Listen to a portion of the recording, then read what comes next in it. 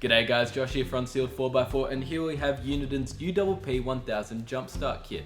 Now it costs about $200, and as you can see it is a bit smaller than a lot of the other brands that you can get at Super Cheap and the like. The UPP1000 is a 10,000 mAh battery pack. Now Uniden claimed that it has a 1000 discharge life cycle, so that should be plenty. Uniden also state that it should be powerful enough to be able to start a car multiple times on just one charge, and that it can start cars that have engines up to 7 litre capacity petrols and 5 litre capacity diesels.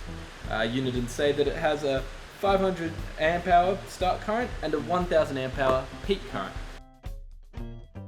The Uniden Jump Start kit also comes with something called Smart Clamp Protection. Now this means that it will protect your vehicle from short circuits, overload, over discharge, over voltage, low voltage, temperature, reverse charging, and reverse connect, because we've all done that once or twice. So you can use it with peace of mind on your 4x4. Uniden say that the UPP1000 is safe to charge smartphones, tablets, laptops, and other devices quickly and safely. Uniden also say that the UPP1000 comes with an IP67 waterproof protection, and it's also shockproof. Now you don't just get jump starter leads with the UPP1000, you also get 3 different USB cables, and in the end, a handy torch which has 3 different modes.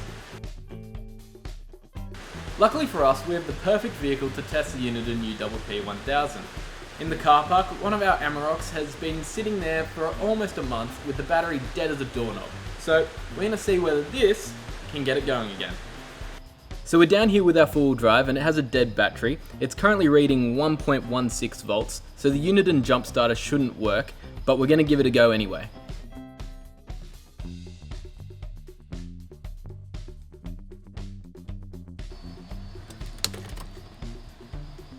So Josh, how'd it go?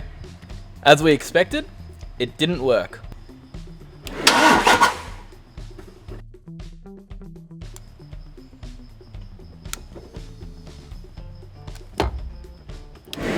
Yep, all the way. What the hell?